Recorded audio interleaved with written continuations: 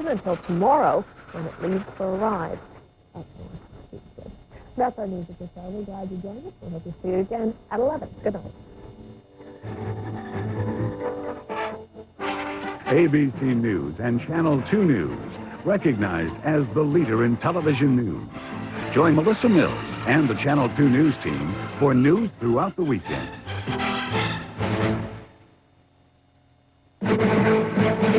From ABC, this is World News Sunday. Here's Carol Simpson. Good evening. With just 3 days to go before the House of Representatives votes on the North American Free Trade Agreement, both sides are claiming victory is within grasp. The president's trade representative went so far as to predict a Clinton landslide in the vote on Wednesday. Meanwhile, NAFTA opponents in the House continue to maintain they've got the votes to kill the pact. ABC's Michelle Norris has the latest. Both sides are predicting victory. NAFTA supporters admit they still don't have enough votes, but they say the tide has shifted in their favor. Well, I think this is going to carry, and I think you're going to see a substantial number of Democrats support it. But it's going to be a cliffhanger. It's a real close one. Michigan Congressman David Bonnier, who leads the opposition camp, said NAFTA critics have more than enough votes to sink the trade accord. We're at about 222 firm, we believe, right now. We have some leaning in our direction. And we believe the president and his supporters are somewhat behind that, and we look forward to a victory on Wednesday. ABC's political unit counts 180 members who plan to vote for the accord, 203 against, while 51 lawmakers are still sitting on the fence. More Republicans support the accord than Democrats, and the scramble for votes has led to some unusual political alliances. Republican Newt Gingrich and Democrat Bill Richardson, both for NAFTA and both whips for their respective parties, will join forces beginning tomorrow. For the next few days, they're going to try and keep all controversial legislation off the floor of the House so you don't have any confrontations between Republicans and Democrats. Tonight, Bill Clinton plans to have dinner with 15 undeclared members of Congress. While both sides on the NAFTA debate are publicly predicting victory, privately they admit it's too close to call until the final vote is counted. Michelle Norris, ABC News, the White House. The battle for those 50 undeclared members of Congress was also being fought in their home districts this weekend. ABC's Ron Claiborne looks at one who made up her mind today and another who's still sitting on the fence. I brought you 3 letters, each from union officials, asking you to support NAFTA. Congresswoman Maria Cantwell called this weekend's constituent meeting to talk about health care, but it was NAFTA that was on everybody's mind. I voted for you last time, but if you vote for NAFTA, not only will I vote against you, I would probably help anybody to campaign against you. For 2 hours, Cantwell was bombarded with arguments for and against the trade pact, but she had already made up her mind. I want to go on record today as officially supporting the North American Free Trade Agreement. Just before today's announcement, she telephoned President Clinton with news of her decision. I guess in the end, I felt very comfortable that this agreement was a net job gain for us in the 1st District and the United States. But in the district next door, Congressman Jim McDermott remained undecided and under tremendous pressure. It's the old joke about some of my friends are for it and some are against it. I'm with my friends, and that's why it's a tough decision. Tough, too, because of Ross Perot, who opposes the free trade agreement. Last year, Perot got 15% of the vote in McDermott's district and 25% in Cantwell's. By favoring NAFTA, they could be targets next time they run. I'll remember in November, folks. It's going to be our big message. And guess who came to town today? These folks are selling your jobs down the river or across the border. In a state where Perot got 1 out of every 4 votes, his threats against pro-NAFTA lawmakers are indeed credible. But so far, only one of Washington's 9 House members has come out against the agreement. Ron Claiborne, ABC News, Seattle. Much of the criticism about NAFTA has focused on the possibility that American jobs would be lost to low-cost Mexican labor. But many small Mexican companies are actually fearful that competition from high-tech American factories will put them out of business. ABC's Mark Potter is in Mexico. At a small factory that makes plastic housewares on the outskirts of Mexico City, NAFTA is cause for both hope and concern, depending on who you talk to. Some of the workers agree with the Mexican government's position that NAFTA will be good for the country. I think that with the treaty that new jobs might be created, and with these new jobs will come better living conditions. But ironically, the company owner fears that NAFTA could cost all 55 of his workers their jobs by forcing him to close the plant. The principal effect that I see is competition for better quality products with lower prices. Using outdated technology, this factory makes garbage cans, buckets, and dish containers one at a time. The owner fears that if the NAFTA treaty is approved, plastic goods made by automation in the U.S. and Canada would flood Mexico and decimate his sales. I think the big companies will benefit because they are well structured and strong. They have very good technology, and we do not. The owner also sees no opportunity under NAFTA to export his products because he can't produce the volume required to keep prices low. So the view in this plan is that NAFTA is a double-edged sword. Jobs created elsewhere in Mexico could come at the expense of these workers here. Mark Potter, ABC News, Mexico City.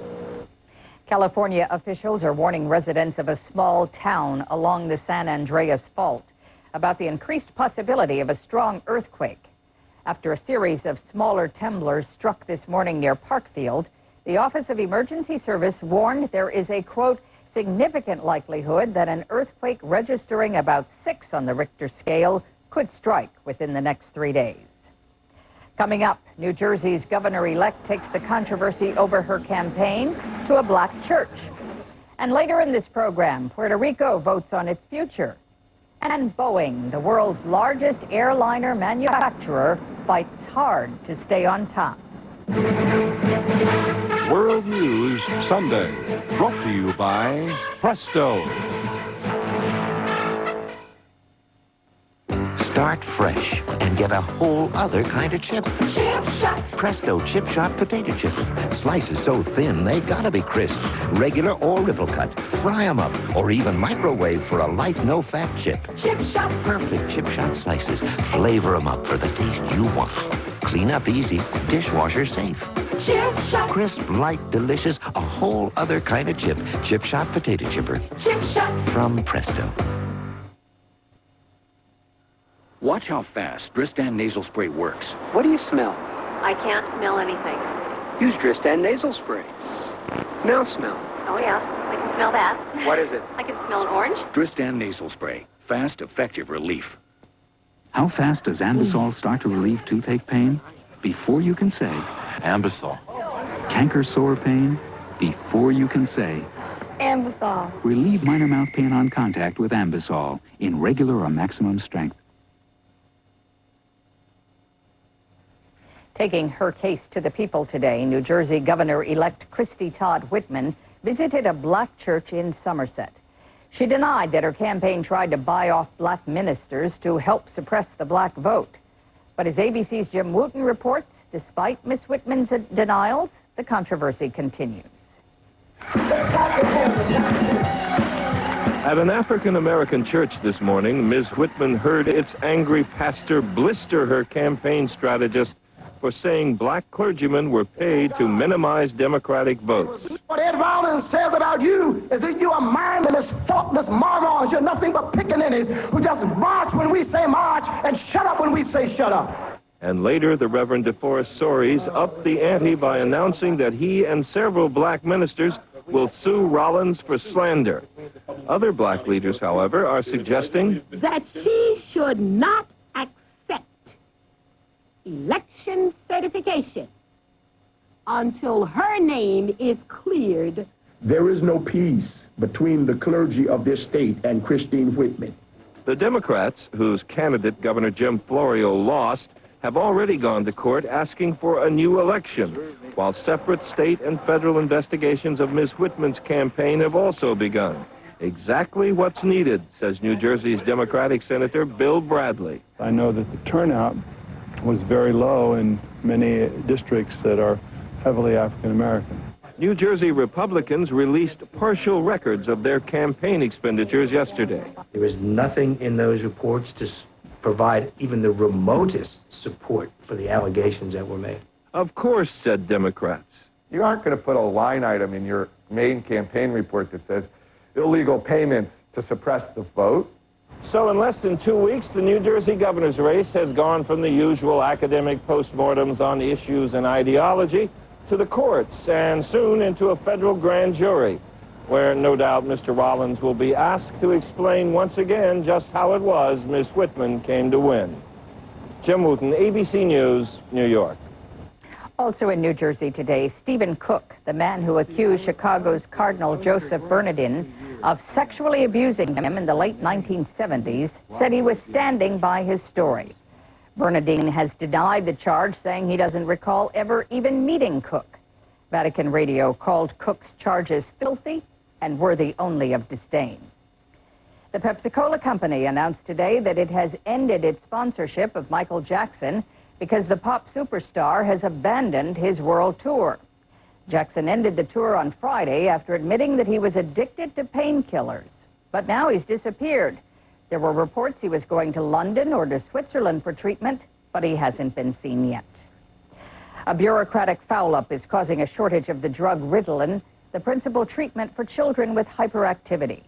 Paperwork required for the drug was inadvertently sidetracked by the Justice Department, which oversees its tightly controlled production. The resulting shortage is forcing parents to search from pharmacy to pharmacy to fill their prescriptions. When we come back, will Puerto Rico become the 51st state? You can't breathe. You're sneezing. Your sinuses and nasal passages are blocked. Where do you go for help? Last time you went to your doctor for a prescription. This time he told you to get the same prescription-strength medicine without a prescription. Tavis D, the antihistamine decongestant that was once the most prescribed by doctors, is now the most recommended by doctors for 12 hours of relief. Good morning. Tavis D, 1 tablet, 12 hours, no prescription. I use a shampoo for dandruff, but my scalp still itches like crazy. You need Scalpicin, the revolutionary scalp medicine for deep scalp itch, not ordinary dandruff. Scalpicin is not a shampoo. It's a clear liquid you don't wash away like shampoo. Apply Scalpicin anytime for deep scalp itch relief with medicine chosen by doctors over all these dandruff shampoo formulas. Scalpicin penetrates to relieve the itch and help prevent flaking. The itch is gone. Scalpicin, the scalp medicine for deep scalp itch. There you go. Coffee? Cappuccino. Vanilla cappuccino. Mocha cappuccino. Make that a decaf, though. Only Maxwell House makes cappuccino in all these flavors. 1 cappuccino, 1 mocha decaf cappuccino. And for you, vanilla. Maxwell House cappuccinos. The magic without the machine. In just 1 year, something happened to 640 million pounds of chemical pollutants. Instead of becoming waste,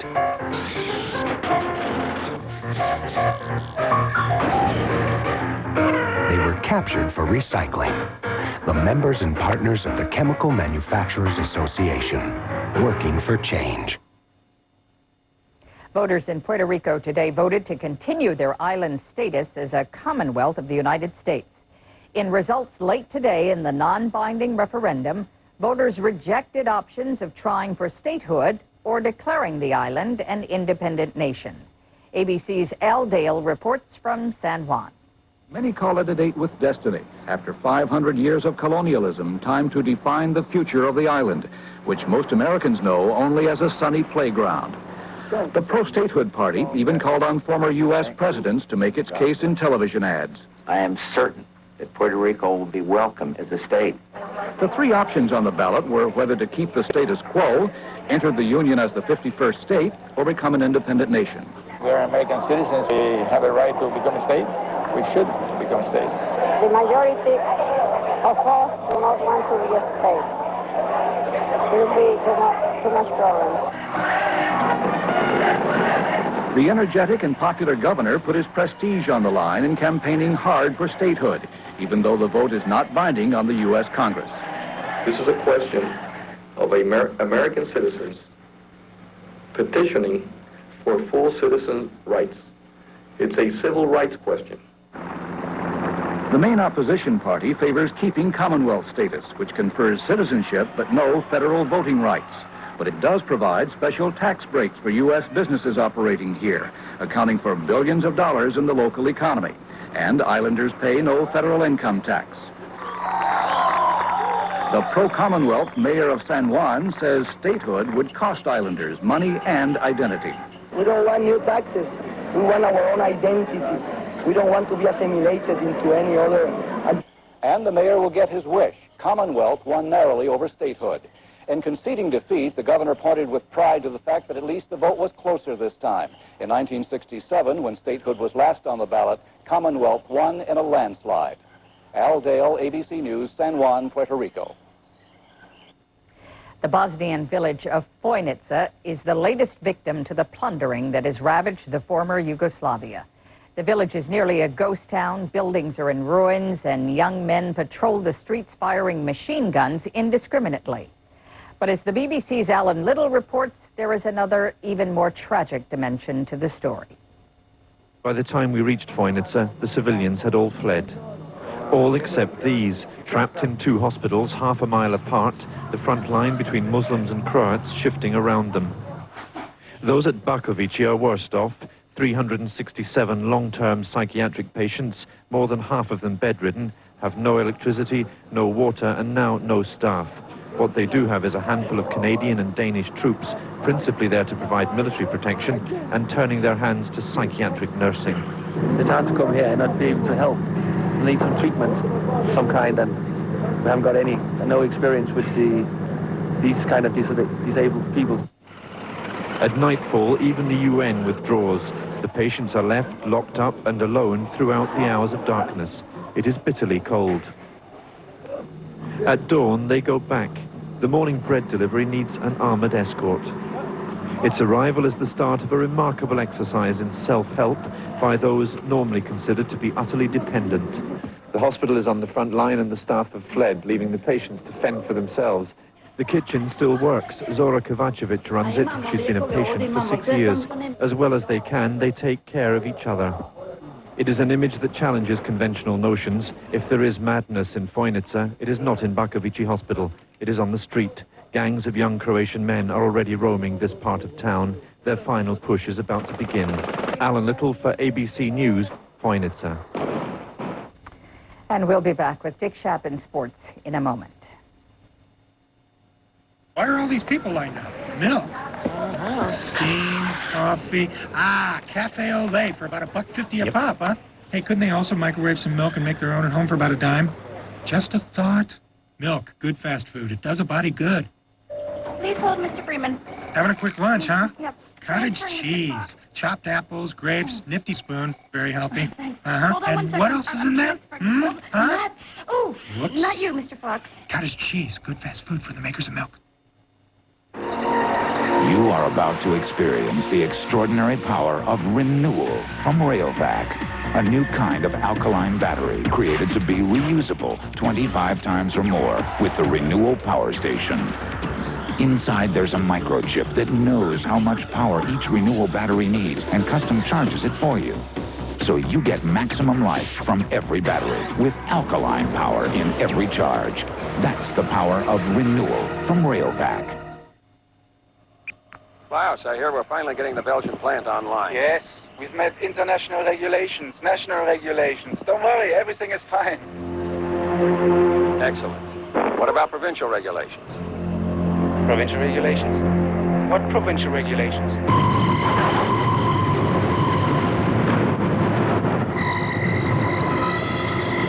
No one offers you more international business expertise than KPMG Pete Marwick, the global leader. To help relieve your heartburn and give you something your body needs anyway, Tums has calcium. What does my original Rolaids have? And aluminum salt. I think I'll try the calcium. The Tums. Calcium-rich Tums. Check this out. I'm eating a hero, even with my dentures, thanks to Super Polygrip. Super Polygrip holds so tight many denture wearers can enjoy more of their favorite foods. Even a hero. Super Polygrip, now in easy squeeze tube. Buffalo Louisville has returned to the form that led them to 3 straight Super Bowls. They stampede into Pittsburgh to tackle the Steelers on ABC's Monday Night Football. Now let's go to New York. Dick Schaap and today's sports news. Dick? Thank you, Carol. As temperatures soared towards 70, a couple of familiar favorites sizzled in the New York City Marathon. Andres Espinosa of Mexico, the runner-up the past 2 years, led all the men, and Uta Pippig of Germany outraced all the women by a wide margin. But the big surprise was the second-place finisher among the men, a little-known American medical student, a Dartmouth graduate named Bob Campanen. In football, the Miami Dolphins rallied to beat the Philadelphia Eagles, giving coach Don Shula the 325th victory of his career, breaking the National Football League record held by George Halas. In the National Conference West, New Orleans, beaten by Green Bay on Chris Jackie's 36-yard field goal in the closing seconds, fell back into a first-place tie with San Francisco. The NBA season is a week old, and Dennis Rodman, whose painful divorce and erratic behavior scarred his season last year, has left Detroit and joined the San Antonio Spurs. He is as easy to spot as the Alamo Dome. Dennis Rodman's new do suits him perfectly. It is stunning, unique, weird, just like Dennis. Do you feel like you have it together now? Oh, no, I'm about as unbalanced you can get. I'm about as unbalanced you can get. Clearly, Dennis Rodman is unbalanced on the basketball court. He hates to shoot, loves to rebound. I'm not the flashy, the Michael Jordan, the Magic Johnson, or Isaiah Thomas. No, I'm the guy that goes out there and do the dirty work. No one his size has ever done it better. At 6'8" and 210 pounds, Rodman is averaging 20 rebounds a game, 6 games into the NBA season. No one has averaged 20 rebounds a game over a full NBA season in a quarter of a century. No one since Wilt Chamberlain, who was more than 7 feet tall. It's just the fact that the guy is the world's greatest rebounder. Rodman is also one of the world's best defensive players. Defense is just like being a dish digger. Nobody wants to do it. Nobody does it like Dennis. The other night when San Antonio played Minnesota, Rodman was nowhere in sight while his teammates warmed up. He appeared on the court for the first time only 14 seconds before the tip-off. He stripped off his sweats, stepped into the starting lineup, and played the next 47 minutes sensationally. He grabbed 29 rebounds, an all-time San Antonio record. He took 5 shots from the floor and made all 5. He took 3 shots from the foul line and made all 3. He helped hold Minnesota's Christian Laettner to 3 points in the first half. Rodman also quarreled with the refs, led the crowd in cheers, and even sat among the crowd in his own mind. When I'm playing basketball, it's like I'm in the stands, but I'm up there with a joystick controlling myself because I can't believe that I'm out here playing basketball. Rodman did not play basketball in high school. He was 5'9" when he graduated. He worked as a janitor, grew 11 inches in 2 years, went to a junior college, then to an obscure college, and became an unlikely rookie in the NBA when he was 25 years old. I still think that this is not really me here. This is not me because I shouldn't be here. After his big game against Minnesota, while his teammates relaxed, Rodman lifted weights. The next night against Phoenix, he played 48 minutes and collected 25 rebounds. If somebody had told you that one day you'd be 6'8", one day you'd be playing in the NBA, and one day you'd have blonde hair, which of the 3 would you think was least likely? All 3. Teammate David Robinson says that Dennis Rodman is the best blonde player he has ever seen. Carol? Thanks, Dick. When we come back, the world's biggest airline maker tries to prove it's no slumbering giant. I tried these laxatives, but now my doctor recommends Dulcolax. Only Dulcolax has a special comfort coating designed not to irritate my stomach. Doctors recommend Dulcolax more than X-Lax and Correctol combined. Experience the comfort of Dulcolax. Salad Shooter helps you every day. How about some cheese for your pizza or perfect Salad Shooter hash browns for breakfast? Vegetables sliced or shredded, and nothing tops a salad like Salad Shooter. Point and shoot. to help you every day. Presto Salad Shooter Electric Slicer Shredder. So you can fill an omelet, slice a beet, make a soup, top a treat. Clean up easy, dishwasher safe, stores anywhere. Salad Shooter helps you every day. Original and professional Salad Shooter. You can't breathe. Your sinuses are blocked. Last time you got a doctor's prescription. This time he told you to get Tavis D, the same full-strength medicine without a prescription. Good morning. Tavis D, 1 tablet, 12 hours, no prescription. Good Morning America is island-bound. To the paradise that is Puerto Rico. So join us as we say Buenos Dias from Puerto Rico. This Thursday and Friday on Good Morning America. President Clinton is headed this week to Seattle for talks on trade with Asian Pacific nations. Seattle is home to the Boeing Corporation, largest maker of commercial airliners. Despite its size, Boeing is using new approaches to stay on top. ABC's Jim Slade reports. Boeing is still filling orders for the 747, considered a standard for large airplanes all over the world. These planes will be ready for delivery in a few weeks. But when the company's newest jetliner, the twin-engine 777, rolls off the line next spring, it'll be different from anything the Mammoth company has ever built. The traditionally conservative Boeing has invested heavily in an airplane to compete with the European Airbus A340. Boeing turned to the latest computer technology to design the airplane. More than 1,700 engineers worked on the same computer system to produce parts that would go together perfectly without the traditional and costly cut and fit. In hopes of reducing the need for expensive changes after the plane is ready to fly, full-scale simulators are testing its parts as an operating unit before they're ever fitted to the plane itself. We can enable the remaining spoilers on left wing. It's estimated Boeing has spent between $10 and $12 billion on the 777 overall. And clearly, Boeing is feeling the competitive pressure for Airbus and feels the need to change, and is doing it fairly radically at the moment. To some, the most radical change for an American company has been Boeing's relationship with its customers. Faced with the prospect of paying about $130 million for each plane, airline executives told Boeing they wanted more voice in its development, and Boeing agreed. United, Japan Airlines, British Airways, and all Nippon Airways sent people to join the design process. Nothing like it had ever been done before, and for some, it came as a shock. It was difficult for a lot of the old-timers to accept this. And we'd show up in the design meetings early on, and it was kind of like us walking into the ladies' locker room. They sort of wondered, what are these guys doing here? So far, the airlines have requested more than 1,200 changes. For instance, latches on outside doors that were so small, mechanics couldn't open them while wearing gloves. On a wintry day at O'Hare, when it's 15 below, our mechanics had to take their gloves off to push these latches, and we'd actually have fingers sticking to metal. No one had ever mentioned that before. Pilots were brought in to advise on the cockpit layout. Flight attendants were consulted on the cabin and galleys. Boeing says it's delighted with the results. We'll never do it any other way. I mean, the payoff that we've seen in this process has just been remarkable. This will probably be the last new aircraft type built this century. In fact, Boeing hopes it'll be the basis of a family of airplanes that last as long as 60 years. If it doesn't, it won't be because nobody asked the customer. Jim Slade, ABC News, Everett, Washington. And that's our report. Tomorrow on World News Tonight with Peter Jennings, a report on an airline that wastes over $500 million a year, and it's owned by you. I'm Carol Simpson. Have a good week and good night. What if someone committed an unforgivable crime against your child and the law set them free? Do you have the right to take a mother's revenge? Sunday. I say he's not guilty. What? How can